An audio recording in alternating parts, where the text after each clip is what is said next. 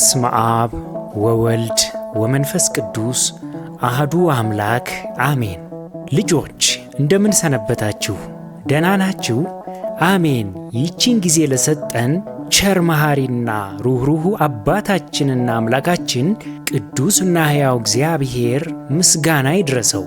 ባለፈው በክፍል 51 መንፈሳዊ ታሪካችን ከኦሪት ዘጸአት ምዕራፍ 31 እስከ ምዕራፍ 32 ላይ እግዚአብሔር የቤተ መቅደሱን ንዋያተ ቅዱሳት ይሠራ ዘንድ ለኡሪ ልጅ ለባስልኤል ጥበብንና ማስተዋልን መስጠቱን፣ በእግዚአብሔር ጣት የተጻፈባቸው ከድንጋይ የሆኑ 2 የምስክር ጽላቶችን እግዚአብሔር ለሙሴ እንደሰጠው፣ ሙሴም በሲና ተራራ ላይ በዘገየ ጊዜ እስራኤል አሮንን ጣዖት ይሠራላቸው ዘንድ እንዳስጨነቁት፣ የወርቅ ጥጃም በሠራላቸው ጊዜ እንዳመለኩት፣ በዚህም እግዚአብሔር እጅግ ማዘኑንና መቆጣቱን፣ ሙሴም አሮንንና ሕዝቡን እንዴት እንደገሠጸ፣ በመቀጠልም ሙሴ ለእስራኤል ወደ እግዚአብሔር እንዴት እንደማለደ ይህንን ኃጢአታቸውን ይቅር በላቸው፣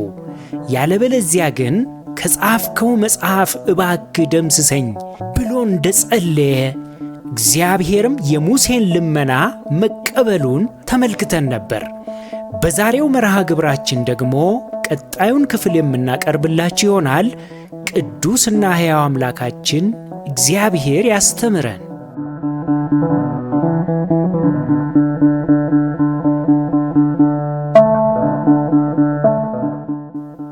በስመ አብ ወወልድ ወመንፈስ ቅዱስ አሐዱ አምላክ አሜን። ሙሴ የእግዚአብሔርን ግርማ ተመለከተ። ኦሪት ዘጸአት ምዕራፍ 33። እግዚአብሔርም ሙሴን እንዲህ ብሎ ተናገረው። ሂድ፣ ለአብርሃምና ለይስሐቅ ለያዕቆብም ለዘርህ እሰጣታለሁ ብዬ ወደ ማልሁባት ምድር፣ ወተትና ማርም ወደምታፈሰው ምድር፣ አንተ ከግብፅ ምድር ካወጣኸው ሕዝብ ጋር ከዚህ ውጣ። አንገተ ደንዳና ሕዝብ ስለሆንክ በመንገድ ላይ እንዳላጠፋህ እኔ በአንተ መካከል አልወጣምና በፊትህ መልአክ እሰዳለሁ። ከነዓናዊውን፣ አሞራዊውን፣ ኬጢያዊውን፣ ፈርዚያዊውን፣ ኤዊያዊውን፣ ኢያቡሳዊውን አወጣልሃለሁ አለው። ይህ የእግዚአብሔር ንግግር የቅያሜ ንግግር ነው። እግዚአብሔር በሕዝቡ ክህደት በእጅጉ በማዘኑ አብሮአቸው እንደማይወጣ አሳወቀ። ሕዝቡም ይህንን ክፉ ወሬ ሰምተው አዘኑ። ከእነርሱም ማንም ጌጡን አልለበሰም። እግዚአብሔርም ሙሴን ለእስራኤል ልጆች አንተ አንገተ ደንዳና ሕዝብ ናችሁ፣ አንድ ጊዜ በእናንተ መካከል ብወጣ አጠፋችኋለሁ። አሁንም የማደርግባችሁን አውቅ ዘንድ ጌጣችሁን ከእናንተ አውጡ በላቸው አለው። የእስራኤል ልጆች በኮሬብ ተራራ ጀምረው ጌጣቸውን አወጡ። ልጆች ለምን ይመስላችኋል ጌጣቸውን እንዲያወልቁ የታዘዙት? አንድም በዚህ ወርቃቸው ነው ጣዖትን ሰርተው የበደሉትና የበደል ምልክት የሆነባቸው። አንድም ደግሞ ምድራዊ ውጫዊ ጌጣጌጥ ውበትን አስቀድሞ የልብ ኩራትን ያስከትላልና ነው። ውጫዊ ጌጣጌጥ ሳናውቀው የበላይነት የልብ ትዕቢትን ያሳድራል። በዚህም ከእግዚአብሔር የሚያርቅ ጣዖት ሆኖባቸዋልና በእስራኤል አውልቁ ተባሉ። እኛም በአፍአ ወይም በውጭ የሚታየው ጌጣጌጥ ጣዖት እንዳይሆንብን ልንጠነቀቅ ይገባል። ከዚህም በኋላ ሙሴም ድንኳኑን እየወሰደ ከሰፈር ውጪ ይተክለው ነበር፣ ከሰፈሩም ራቅ ያደርገው ነበር። የመገናኛውም ድንኳን ብሎ ጠራው። እግዚአብሔርንም የፈለገ ሁሉ ከሰፈር ውጪ ወዳለው ወደ መገናኛው ድንኳን ይወጣ ነበር። ሙሴም ወደ ድንኳኑ በሄደ ጊዜ ሕዝቡ ሁሉ ይነሱ ነበር፣ እያንዳንዱም በድንኳኑ ደጃፍ ይቆም ነበር። ሙሴም ወደ ድንኳኑ እስኪገባ ድረስ ይመለከቱት ነበር። ሙሴም ወደ ድንኳኑ በገባ ጊዜ የደመና አምድ ይወርድ ነበር፣ በድንኳኑም ደጃፍ ይቆም ነበር። እግዚአብሔርም ሙሴን ይናገረው ነበር። ሕዝቡም ሁሉ የደመናውን አምድ በድንኳኑ ደጃፍ ሲቆም ያየው ነበር። ሕዝቡም ሁሉ ተነስቶ እያንዳንዱ በድንኳኑ ደጃፍ ይሰግድ ነበር። እግዚአብሔርም ሰው ከባልንጀራው ጋር እንደሚነጋገር ፊት ለፊት ከሙሴ ጋር ይነጋገር ነበር። ሙሴም ወደ ሰፈሩ ይመለስ ነበር። ነገር ግን ሎሌው ብላቴናው የነዌ ልጅ ኢያሱ ከድንኳኑ አይለይም ነበር። ሙሴም እግዚአብሔርን እነሆ አንተ ይህንን ሕዝብ አውጣ ትለኛለህ፣ ከእኔ ጋር የምትልከውን አላሳወቅኸኝም። አንተም በስምህ አወቅኩህ፣ ደግሞም በእኔ ፊት ሞገስን አገኘህ አልኸኝ። አሁንም በፊትህ ሞገስን አግኝቼ እንደሆነ አውቅህ ዘንድ በፊትህም ሞገስን አገኝ ዘንድ መንገድህን እባክህ አሳየኝ። ይህም ሕዝብ ሕዝብህ እንደሆነ እባክህ ተመልከት አለው። እግዚአብሔርም እኔ ከአንተ ጋር እሄዳለሁ አሳርፍህም አለው አለው።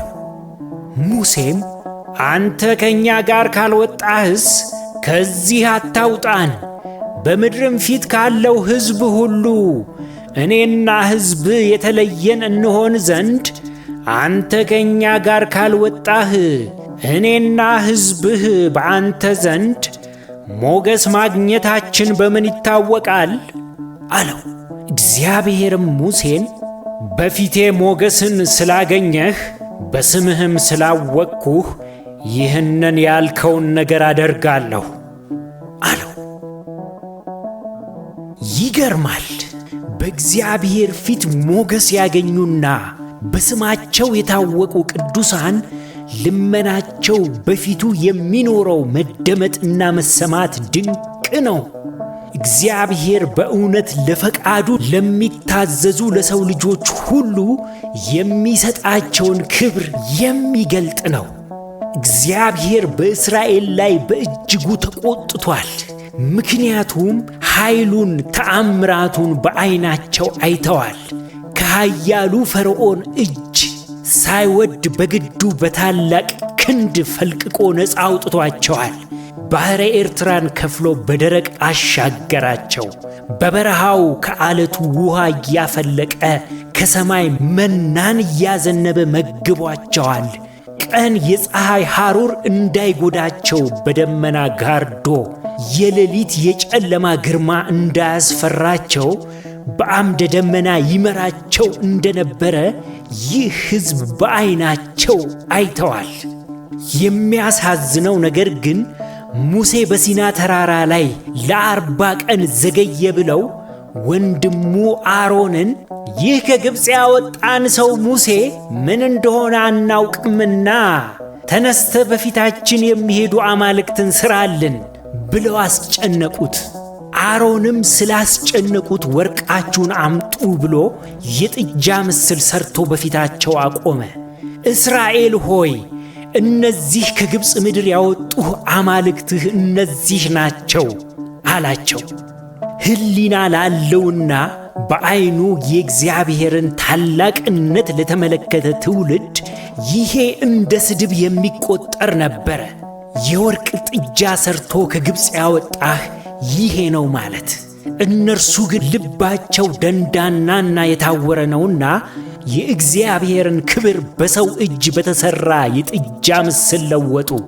አምላካችን ከግብፅ ያወጣህን ባህሩን የከፈልክ መናን የመገብከን አንተ ጥጃ ነህ ብለው ለወርቅ ጥጃው ሰገዱ፣ አመለኩትም።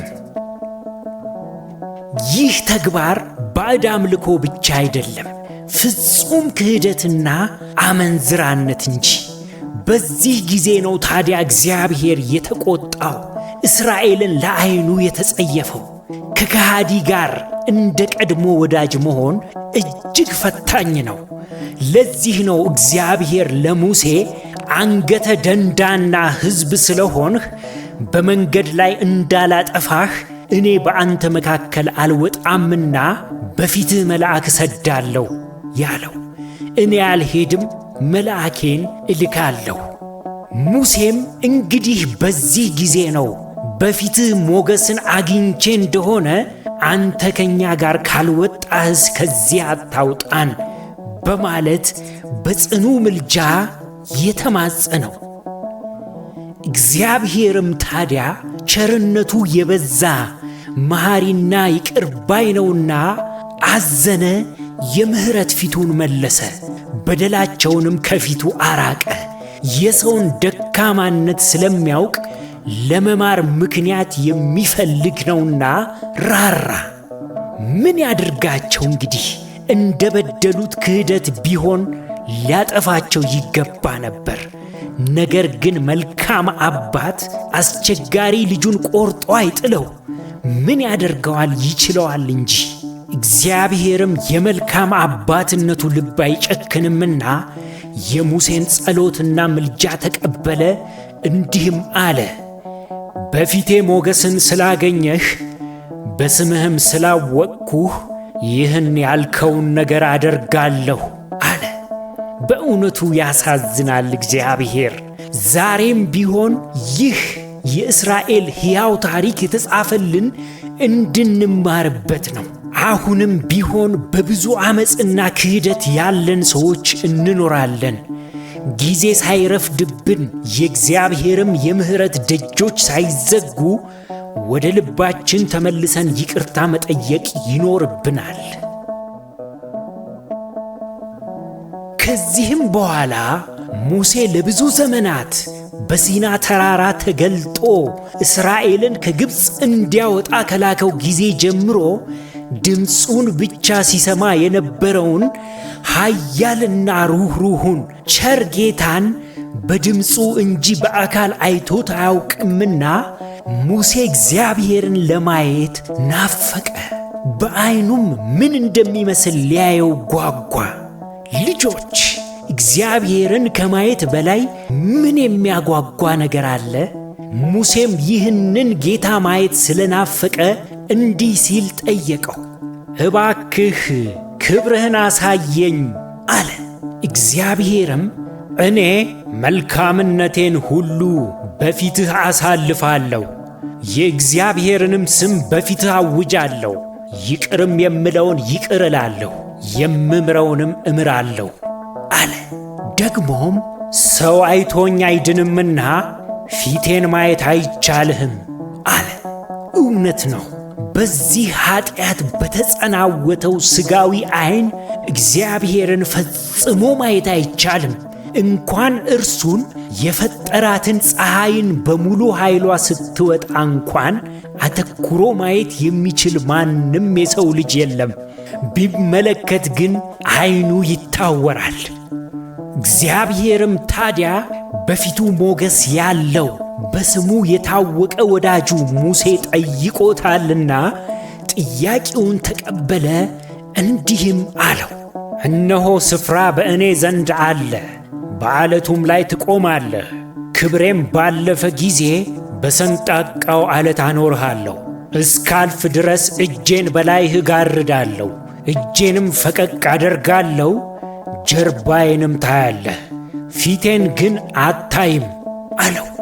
ከዚህም በኋላ ሙሴ በአንዲቱ ቀን የእግዚአብሔርን ግርማ ከጀርባው በዓይኖቹ ተመለከተ።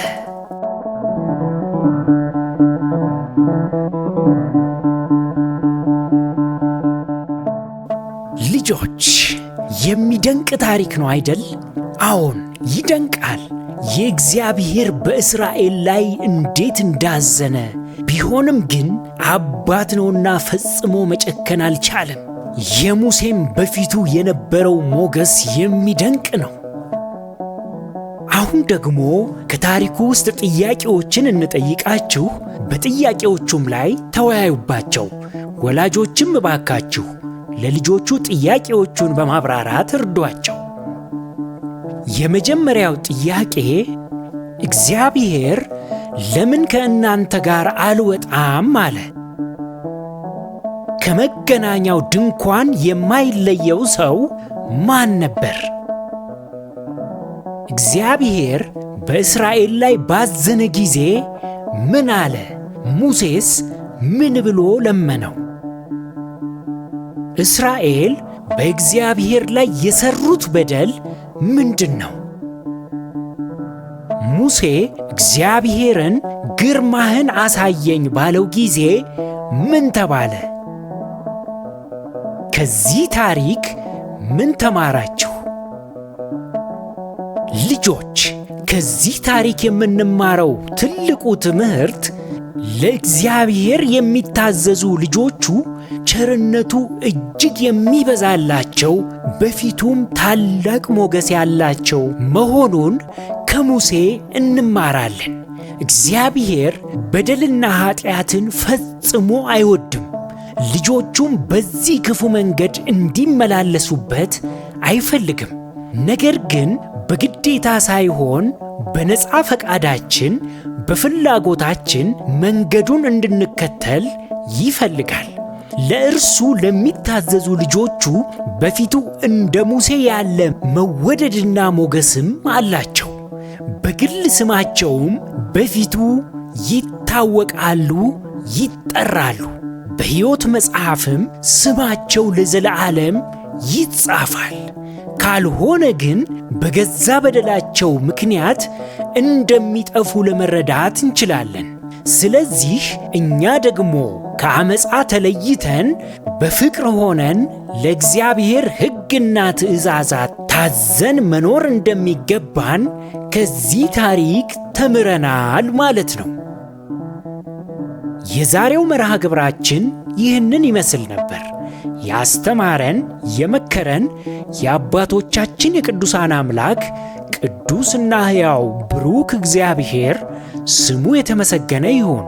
የእግዚአብሔር ቸርነት፣ የእመቤታችን የቅድስት ድንግል ማርያም ማላጅነት፣ የጻድቃን የቅዱሳኑ ሁሉ ተራዳይነታቸው አይለየን። ወስብሃት ለእግዚአብሔር።